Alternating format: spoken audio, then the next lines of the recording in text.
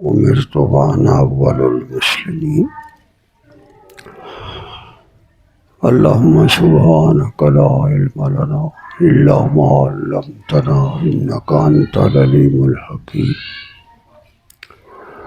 رب اشرح لي صدري ويسر لي أمري واحلل عقدة من لساني يفقهوا قولي رب زدني علما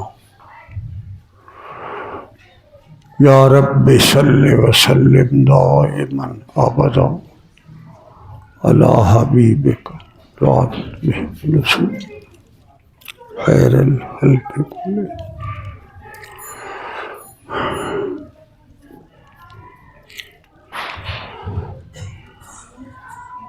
معزز حاضرین و ناظرین کرام، اللہ تبارک و تعالیٰ کی طرف سے انسانیت پر آسمانوں سے جو پیغام آتے رہے ہیں، ان میں ایک قدر مشترک تھی. زندگی گزارنے کے جو معاشرتی معاشی احکام تھے، ان میں زمانے کی چال چلن کے لحاظ سے، اقوام عالم کے اپنے تقاضوں کے لحاظ سے، سماجی روایات کے لحاظ سے، معاشرتی اصولوں کے لحاظ سے احکامات مختلف آتے رہے ہیں. مگر ان سب میں جتنے بھی اللہ تبارک و تعالیٰ کی طرف سے انبیاء کرام نے پیغامات دیے ہیں، ایک قدر مشترک رہی ہے. ہر نبی نے وہ پیغام دیا ہے، اور وہ یہ ہے کہ اپنی ذات کا معاملہ اللہ کی ذات کے ساتھ جب تک 100% کھڑا نہ ہو جائے، اس وقت تک اللہ تبارک و تعالیٰ اس بندے کو اپنی ذات کی نسبت اور انعامات کے لیے قبول نہیں کرتا. یہ شروع ہی سے چلا آ رہا ہے. ہم اس کو توحید کا نام دے دیں، تعلق مع اللہ کا نام دے دیں، تقرب ربانی کے الفاظ کہہ دیں، مگر اس کا خلاصہ ایک ہی ہے، اور وہ یہ ہے کہ وہ انسان کے ساتھ اپنی کرم نوازی، مہربانی، جود و سخا، عفو درگزر، رحمانیت و رحیمیت اس وقت دکھاتا ہے جب وہ بندہ 100% اس کا ہو جاتا ہے.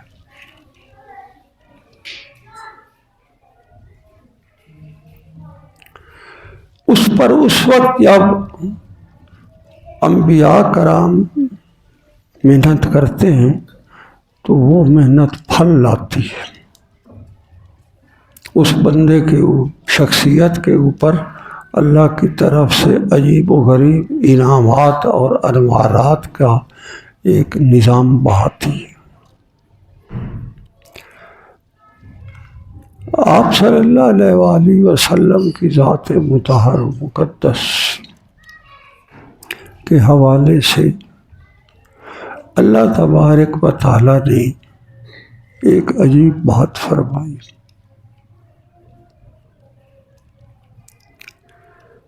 وہ فرماتا ہے ینظرون الیک.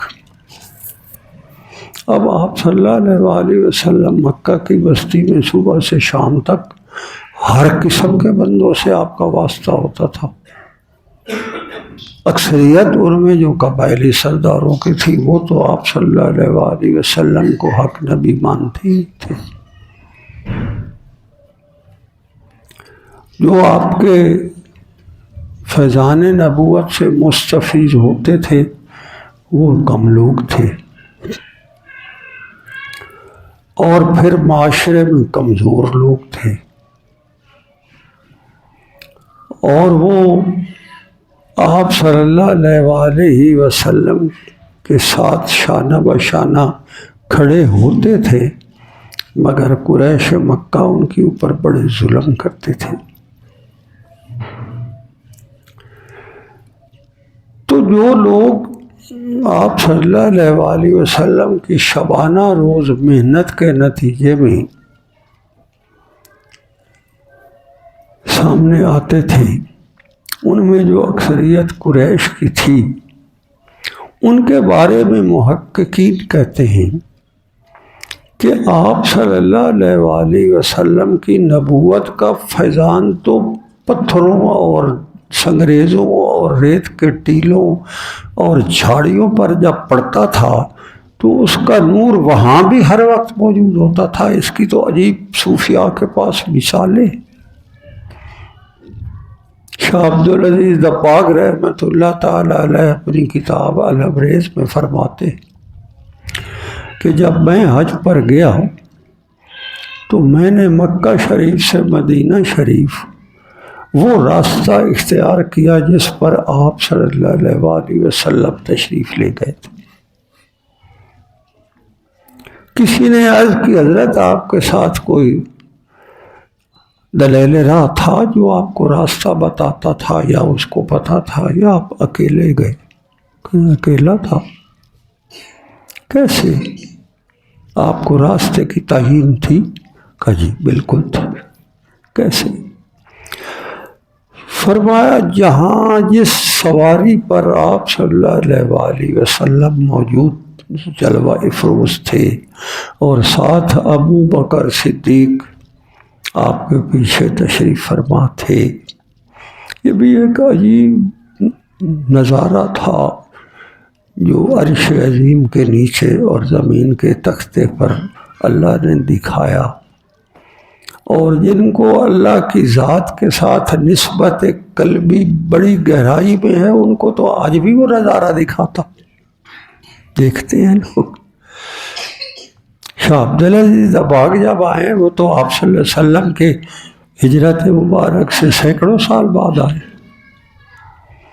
تو فرماتے میں جب زمین کے اوپر ان ذروں کو دیکھتا تھا جہاں آپ صلی اللہ علیہ وسلم کی ڈاچی اور پہ آپ گزرے ہیں، جو ذرے اس ڈاچی کے پاؤں کے نیچے آتے تھے جس پر آپ صلی اللہ علیہ وسلم اور حضرت ابو بکر صدیق سوار تھے، تو صدیاں گزر جانے کے باوجود زمین پر وہ جو ذرے تھے مٹی کے، ان کو آج بھی نور اٹھتا تھا۔ میں انہیں دیکھتا دیکھتا چلا گیا۔ فیضان محمدی تو یہ۔ پھر وہ فرماتے راستے میں مجھے ایک بڑی حیرت ہوئی۔ حیرت یہ ہوئی کہ چلو جن راستے پر آپ صلی اللہ علیہ وسلم کی سواری گزری ہے، سواری کوئی عام تو نہیں تھی، اور نبوت و صداقت کا حسین امتزاج تھا جو بیک وقت اس زمین کے تختے پر پوری آب و تاب سے چمک رہا تھا۔ تو وہی تو ٹوٹل ڈاچیاں تھیں جو ابو بکر صدیق رضی اللہ عنہ کی ملکیت تھی، اور انہوں نے صرف ہجرت کے لیے ہی 3 مہینے پہلے کسی کو اجرت پر دی کہ انہیں موٹا کرو، انہیں ببول کے درخت کے پتے کھلاؤ، کی کر کے کانٹے کھلاؤ، اس سے بڑی یہ مضبوط ہوتے، کی کر کے کانٹے اونٹوں کی بڑی مرغوب غذا ہوتی، تاکہ ان میں بڑی طاقت آ جائے اور ہمیں لے جائیں 3 مہینے۔ اور اس کے بعد پھر وہ جس رات کو صبح آپ صلی اللہ علیہ وآلہ وسلم نے سفر کرنا تھا غار ثور سے، اس کو ٹھیک ٹائم پر عبداللہ بن اریقت لیثی اس کو آپ نے وقت دیا، بھائی اس وقت فلانی جگہ پر یہ ڈاچیاں موجود ہو، ہم آئیں گے اور چل پڑیں گے۔ ٹھیک اس جگہ ڈاچیاں موجود تھیں جہاں وہ ڈاچیاں بیٹھی تھیں، یار وہ بھی آج نور ہی کا ایک عجیب ہے ہنگامہ مچا ہوا۔ فیضان محمدی تو یہ تھا۔ تو وہ نبوت اور صداقت کا ایک عجیب نظارہ تھا جو بظاہر ایک ڈاچی پر تھا، مگر اس نظارے کو فرش سے لے کر عرش تک دنیا دیکھ رہی تھی۔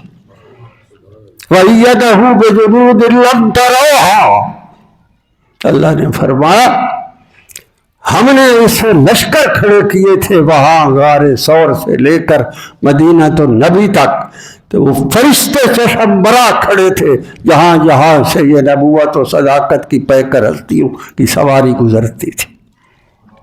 یہ تو قرآن بتا رہا، کہ عام چیز تھی۔ تو شاہ عبدالعزیز دباغ کہتے ہیں وہ تو میں دیکھ رہا تھا اور اس پر میں بغیر جوتے کے پاؤں جو ہے وہ پیادہ پا میں چل رہا تھا، مگر میں ایک جگہ حیران ہوتا تھا کبھی کبھی کہ یہ جو ارد گرد کی جھاڑیاں اور ٹیلے اور درخت اور یہ ریگستان کے ٹبے، بعض اوقات وہاں بھی اسی طرح نور برس رہا ہوتا تھا، پتہ نہیں یہ کیسے تھا۔ تو فرماتے ہیں مجھے سمجھ یہ آئی کہ جہاں جہاں آپ صلی اللہ علیہ وسلم کی جس طرف نگاہ اٹھتی تھی، جتنے ذرے سامنے آئے وہ بھی ستارے ہو گئے۔ فیضان محمدی تو یہ ہے۔ میں کبھی کبھی آپ یقین کریں میرا دماغ سن ہو جاتا ہے جب کبھی میں یہ دیکھتا ہوں اور میں محسوس کرتا ہوں کہ فیضان محمدی علیہ صاحب الصلاۃ والسلام کا تو یہ عالم ہے، اور جو ہم اپنی بات میں کہہ رہا ہوں اس سلسلے کے دائی ہیں، اس کی نسبت کے ہم دعوے دار ہیں، اور سال ہا سال سے وہ نسبتیں لیے پھر رہے ہیں۔ وہ انوارات کا پرتو پتہ نہیں ہمارے اندر آ کر کہاں گم ہو جاتا ہے جو کبھی بھی اس کا اثر سامنے نہیں آتا۔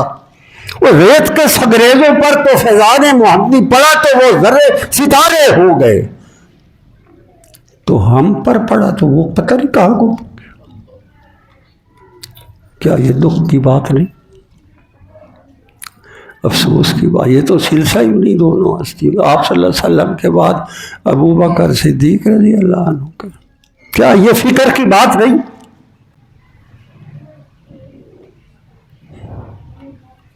ہم اپنی بات کریں، گریبان میں جھانک کے دیکھو ہم اس دعوے کے ساتھ کیا کرتے پھر رہے، ہماری حالت کیا ہے، ہمارے اوپر وہ ریت کے ذروں جتنا اثر بھی کیوں نہیں ہوتا؟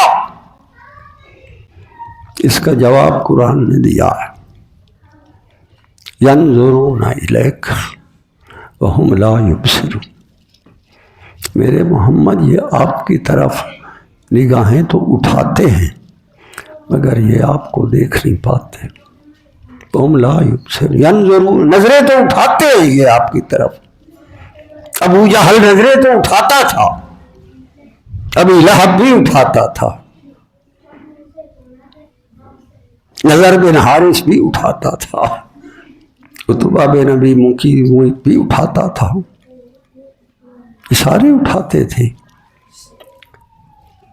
تو قرآن کہتا ہے یہ نظریں تو اٹھاتے تھے، یہ آپ کو دیکھ نہیں پاتے تھے، اس لیے کہ وہ محمد بن عبداللہ کو دیکھتے تھے، محمد اور رسول اللہ تو ان کی نظروں سے اوجھل ہوتے تھے، کہیں ہمارے ساتھ بھی یہ تو نہیں ہو رہا۔ میرا المیہ یہ ہے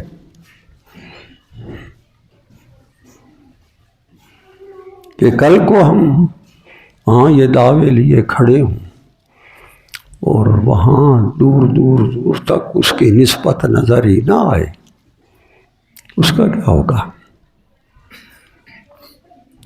شیطان بھائی ہر ایک کے ساتھ لگا ہوا ہے، اپنے اپنے تجزیے کرو۔ اللہ کی ذات جو ہے وہ آپ صلی اللہ علیہ وسلم کو اس نے وہ کچھ دیا ہے کہ زمین انسانوں سے بھر جائے، زمانوں پر زبانیں گزر جائیں اور آپ صلی اللہ علیہ وسلم کے فیضان کی دل کی گہرائیوں سے وہ اس کو طلب کریں اور وہاں سے وہ خزانہ سال ہر سال ہماری طرف بہا لیا جائے، ہمارے دامن ختم ہو جائیں گے، فیضان محمدی کا فیضان ختم نہیں ہوگا۔ وہ تو ہی وہ ہستی ہے۔ ہم کہاں کھڑے ہیں، ہم کیا کرتے پھر رہے ہیں، ہم وہ نسبت کو لے کر ہمارے اندر کیا آیا، کیا ہم نے کبھی یہ دیکھ نہیں پایا بھئی ہم کیا کرتے پھر رہے ہیں؟ کل کو اللہ کے حضور کھڑا نہیں ہونا، اور اس نسبت کا دعویٰ تو تم لے کر جاؤ گے تو کہیں ایسا نہ ہو کہ پہلے ہی امتحان میں فیل ہو جاؤ۔ پہلا امتحان تو یہیں سکرات پہ شروع ہو جاتا ہے، پھر قبر میں جا کر ہوتا ہے، پھر آگے تو اور مراحل چڑھتے ہیں۔ سکرات سے لے کر پل صراط تک پتہ نہیں کتنی منزلیں ہیں، کتنے مرحلے ہیں۔ کیا ہمیں اس کی کوئی فکر نہیں؟ کبھی تو اپنے اندر بیٹھ کر یہ تجزیہ بھی کر لینا چاہیے۔ ابلیس ہمیں صرف اسی بات پر خوش لیے پھر رہا ہے کہ ہمارا فلانے سلسلے سے تعلق ہے، یہ ہے تو خوشی کی بات، کہیں یہ نہ ہو کہ یہ خوشی ہمیں سراب ہو ہمارے لیے، اور جب بات سامنے آئے تو بات کچھ اور ہو، اس وقت سنبھلنے کا موقع نہیں ملنا۔ آپ صلی اللہ علیہ وآلہ وسلم کی طرف سے اللہ نے کھل کر یہ پیغام دیا ہے، کل میرے محمد صلی اللہ علیہ وآلہ وسلم میری طرف سے اعلان کیجیے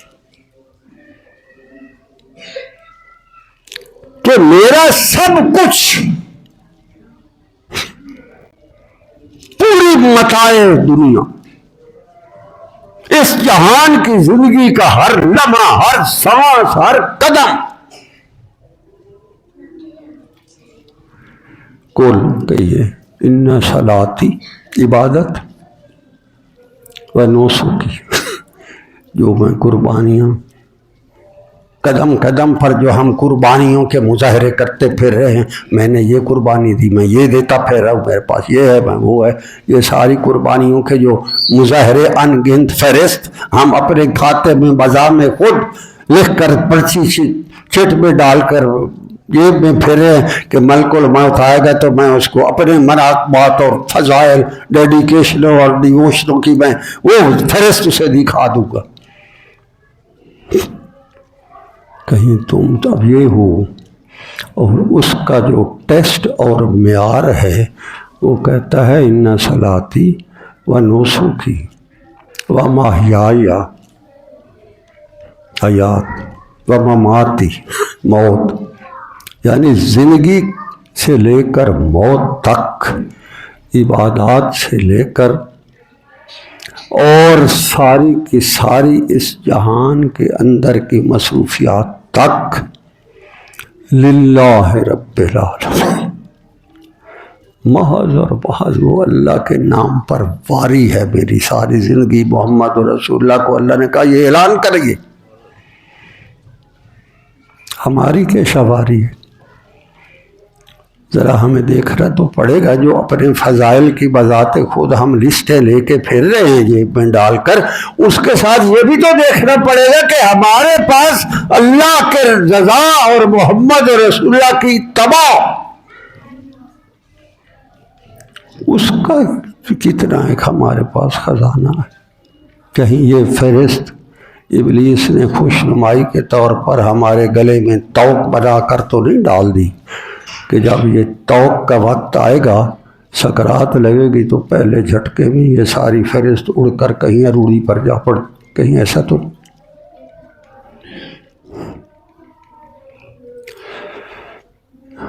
قریش مکہ نے کیا کچھ نہیں کیا، آپ صلی اللہ علیہ وسلم کی ذات مطہر و مقدس اور صحابہ کی بار کے ساتھ، یار بیت اللہ کا صحن ہو، محمد الرسول اللہ وہاں سجدے میں ہوں، اللہ کی تسبیح بیان ہو رہی ہو، اور کوئی اٹھا کر مردہ اونٹ کی بدبودار اجڑی اٹھا کر آپ صلی اللہ علیہ وسلم کی پیٹھ پر رکھ دے، مگر اس کے باوجود بھی وہ ہستی کہہ رہا ہے نہ صلاتی و نسکی و محیای و مماتی للہ رب العالمین، میرا تو سب کچھ اللہ کا ہے، میں تو اس کے لیے ہوں، مجھے کوئی پرواہ نہیں اس کی۔ کہیں ایسا تو نہیں کہ کفار مکہ نے تو آپ صلی اللہ علیہ وسلم کی پشت مبارک پر علیہ باللہ بدبودار اجڑی رکھی تھی، کہیں ہماری نسبت کے اندر وہ بدبو تو نہیں آ گئی جو اس اجڑی میں تھی، جو ہم اپنے فضائل اور مناقبات لیے پھر رہے ہیں، کہیں ایسا نہ ہو کہ وہ مردار اجڑی کی شکل میں تبدیل ہو کر ہمارے نام اعمال میں ہمارے سامنے آ جائے، پھر کیا ہوگا؟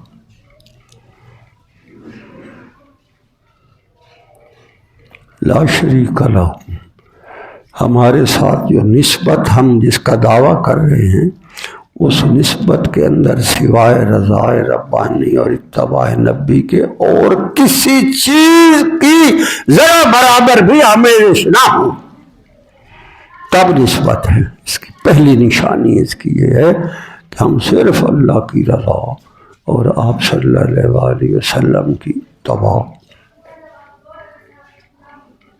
ہمارا مقصد ہو۔ اگر ہماری نسبت کے ساتھ یہ چھاننی ہوگی تو شاید پھر قبول ہوگی، ورنہ نہیں ہوگی۔ یہ تو آج سے 40-45 سال پہلے کی بات ہے۔ 84 میں حضرت رحمت اللہ علیہ اس جہان سے چلے گئے، 16 سال یہ اور 25 وہ 41 سال ہو گئے۔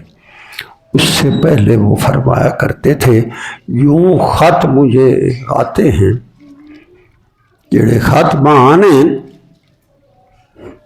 وہ تندوری دا بالن بڑھنا روز، یہ ان کے الفاظ میں دہرا رہا ہوں لوکل لینگویج، کہ ماں جڑے روز خط آنے ڈاک آنی، اس زمانے میں تو یہ موبائل اور یہ واٹس ایپ میسج نہیں ہوتا تھے، خطوط آتے تھے، روز جڑے خط آنے وہ تندوری دا بالن بڑھنا، کوئی کلیل دا ماریا ہوا کداں کوئی خط ایسا ہو سی جڑا اللہ دی رضا اور آپ صلی اللہ علیہ وسلم دی اتباع دے جذبے نال اس دے بارے دے وچ کوئی پوچھا والا ہو سی، باقی سارے نو اپنے مسئلے ان کے حل کے لیے آتے۔ اس کی نشانی پتہ کیا ہے؟ ایک طرف ہمارا اپنا سلسلے کا کوئی پروگرام ہو، کوئی اجتماع ہو، کوئی ذکر اللہ ہو، کوئی کچھ ہو، اور دوسری طرف اگر ہمیں بیگم کہہ دینا ذرا مجھے شاپنگ کرا لیں، آپ کا ذکر تو روز ہوتا ہے، چال تیری تو موج کرا لیں۔ اللہ کی قسم میں پوری جو ہے ذمہ داری سے کہتا ہوں، اس کی نسبت کے اندر بہت بڑی کوئی گند پڑا ہوا ہے، وہ نسبت نہیں، اس سلسلے کی نسبت نہیں۔ کہتا ہے لا شریک لہ وبذالک امرت، محمد رسول اللہ کہہ رہے ہیں کہ مجھے اللہ نے یہ حکم دیا، وبذالک امرت، اور مجھے یہی حکم ہے میرے اللہ کا، میرے ساتھ ایسے کھڑے ہو کر چلو میرے محمد۔ یہ محمد رسول اللہ کو کہا جا رہا ہے، میرے ساتھ ایسے کھڑے کھڑے چلو۔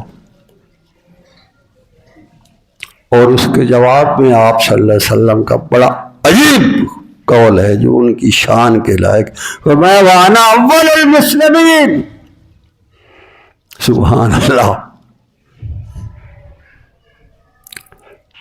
جو مجھے سمجھ آ رہی ہے نا وہ یہ ہے کہ آپ صلی اللہ علیہ وسلم اس تاریخ انسانی میں آدم علیہ السلام سے بھی پہلے اللہ کے فرمانبردار۔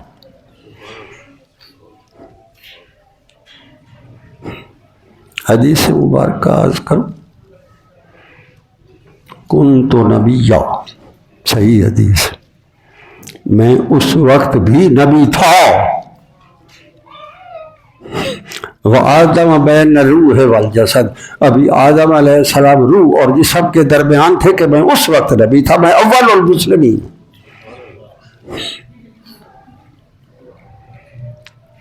یہ جس کے پاس نسبت کا جذبہ ہوگا وہ آگے آ کر بات کرے، ورنہ بھائی اصلاح کرو، کسی غلط فہمی میں نہ رہو، اپنے آپ کو سنبھالو. حالات بہت خراب، ماحول آج کل کا آپ یقین کریں بہت ہی بے دینی کی گہرائی میں چلا گیا ہے.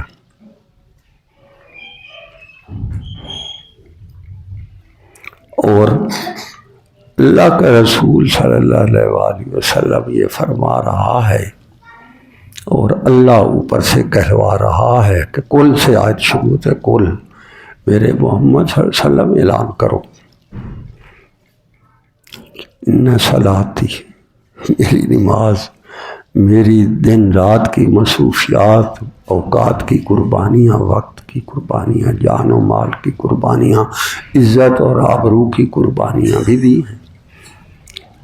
آپ صلی اللہ علیہ وآلہ وسلم کی شان مطہر و مقدس کہ کیا یہ انہوں نے مول ڈالا کہ نماز پڑھتے ہوئے بیت اللہ کے مطاف میں جو ہے گندی اوجری بدبودار آپ کی پشت پر رکھ دی، مگر پھر بھی وہ ہستی کہتی ہے میں اللہ کے لیے میدان میں کھڑا ہوں.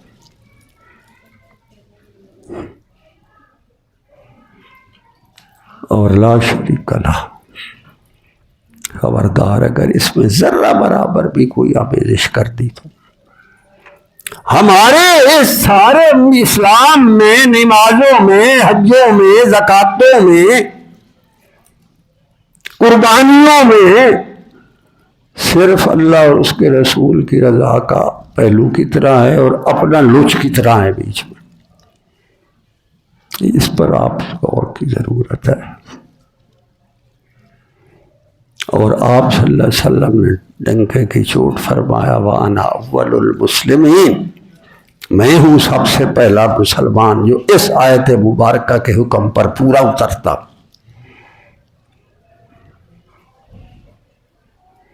جن کے بارے میں اللہ نے اس جہان میں اپنی رضا کے اعلان کیے. آپ صلی اللہ علیہ وآلہ وسلم کے لیے نہیں فرمایا فَسَوْفَ يُؤْتِيكَ رَبُّكَ فَتَرْضَىٰ، میرے محمد صلی اللہ علیہ وسلم آپ اس معیار پر پورے اترے ہیں اور دنیا دیکھے گی. وہاں ایک میلہ ہوگا روز محشر انسانیت کا، انبیاء کرام بھی سارے کھڑے ہوں گے، اور جب ساری میری مخلوق کھڑی ہوگی میں ان کے سامنے سب سے پہلے آپ کو راضی کروں گا. راضی ایسا کروں گا کہ دنیا دیکھے گی کہ اللہ کی ذات محمد رسول اللہ کو راضی کر رہا. باقی انبیاء کی باری بعد میں آئے گی. جنت میں جو انعامات کی برسات برسے گی وہ سب سے پہلے محمد رسول اللہ پر ہوگی. اللہ نے کہا میں آپ کو راضی کر دوں گا. اس سلسلے کی نسبت تو یہ ہے. اور پھر غیر انبیاء میں بھی اللہ نے وعدہ کیا ہے، قرآن میں کیا وَلَسَوْفَ يَرْضَىٰ، میرے محمد صلی اللہ علیہ وآلہ وسلم جب آپ کے اوپر میں اپنی رحمانیت، رحیمیت اور جنت کے سارے خزانے لٹا چکوں گا تو پھر وہ آپ کے ساتھ والا ساتھی جس نے زندگی بھر غار سے لے کر مزار تک آپ کا دامن نہیں چھوڑا، پھر ساری دنیا وہ دیکھے گی کہ اس کے ساتھ میں کیا انعام کر رہا ہوں. یہ ابوبکر صدیق کے لیے. تو اس سلسلے کے تناظر میں ذرا اپنے دامان بس اسی میں اپنے بھی نظر فرما لیجیے گا اپنے وقت میں کہ ہمارے دعوے کیا ہیں، نسبتوں کے ہمارے پرکھڑیاں کیا ہیں اور ہم کرتے کیا پھر. تو اللہ تبارک و تعالیٰ کا یہ ہے، فرمایا میرے محمد صلی اللہ علیہ وسلم کسی کے دل میں شک نہ رہ جائے، اعلان کر دیجیے ان صلاتی و نسکی و محیای و مماتی للہ رب العالمین لا شریک لہ وبذالک امرت وانا اول المسلمین. اس معیار پر اپنے آپ کو دیکھو اور پھر اگلی بات چلے گی، ورنہ یہ سب شیطانی وسوسے، خوش نمائیاں، یہ نفسانیاں گرائیاں اور شیطانی چالیں ہیں ساری، جو جس کے ہم پھر رہے ہیں بھیڑ میں. اس کی یہ سراب ہے، اس کوئی حقیقت نہیں جب تک یہ معیار ہمارے دل میں نہ آ جائے جو آپ صلی اللہ علیہ وسلم سے اللہ تبارک و تعالیٰ نے بیان فرمایا. واخر